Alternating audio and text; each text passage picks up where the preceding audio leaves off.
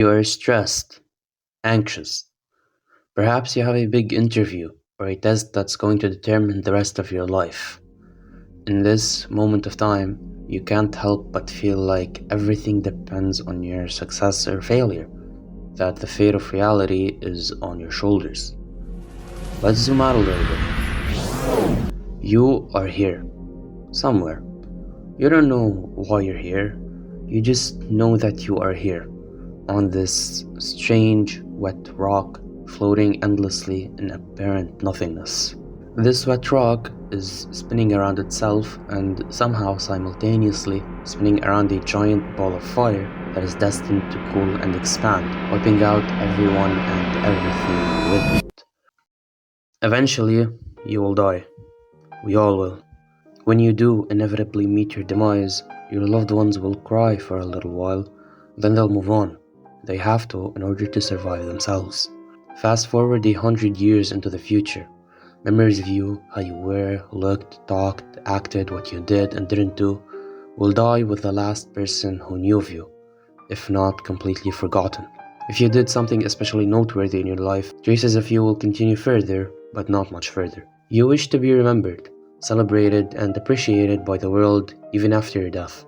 And it probably comes from the same place that doesn't want to die, that doesn't want to lose anything.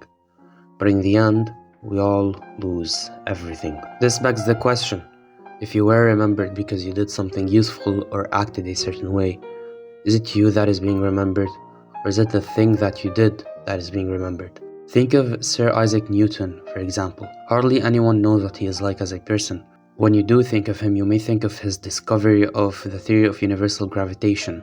You may think of calculus, or you may think of the apple that fell on his head. But you are not thinking of him as a person. You are thinking of what he did. It is not as if the world likes Newton inherently.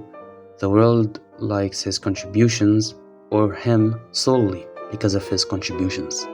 And when you are thinking of him, it is usually for a brief moment, and when you do, it would be a misconstruction of him based on your own ideals. You are tiny. You are so tiny, in fact, that your even tinier brain cannot comprehend how tiny you are. All of your problems, whatever you are worried about, are even tinier and even more insignificant than you are.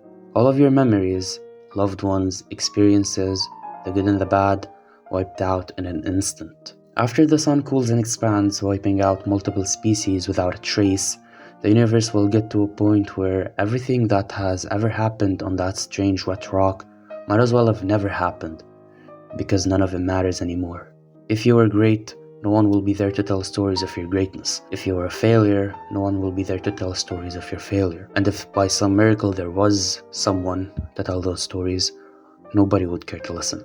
Let's go back to you, anxious and nervous about an interview that'll be forgotten, a test that will not matter. They'll impact your life, sure, but eventually you will be forgotten as well. This is not meant to distraught you though, because, as quoted by Xerbia, you were born into an age science fiction couldn't even imagine. When your species had access to clean drinking water through magic pipes, to practically infinite information through magic wires, to devices that can materialize pizza in magic boxes at your door in 1 hour or less. Despite being surrounded by miracles on a daily basis, despite being matter that has woken up, despite the entire universe contriving to create you, you still convinced yourself that the odds are stacked against you, somehow. In reality, the odds can't be more in your favor. This meaninglessness, this insignificance, as distraughting and depressing as they sound, they do act as a gateway to make your life into what you want it to be. You have no inherent purpose, and with that comes freedom.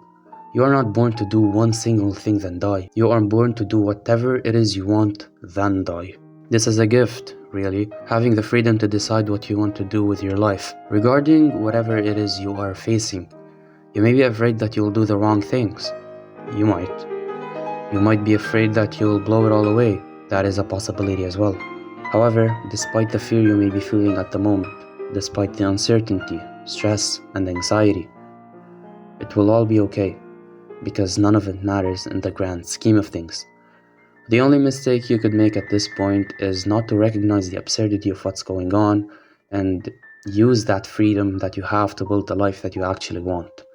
To waste an entire lifetime on doubts and self sabotage only to realize at the end that you had it all. You had the time to build the life that you actually wanted to live, yet you chose not to. Why? At any point, you could have pursued your passions, dreams, and ambitions, but you chose not to. Even if you do fail over and over and over again, wouldn't it be better to know that you died trying instead of not having tried at all?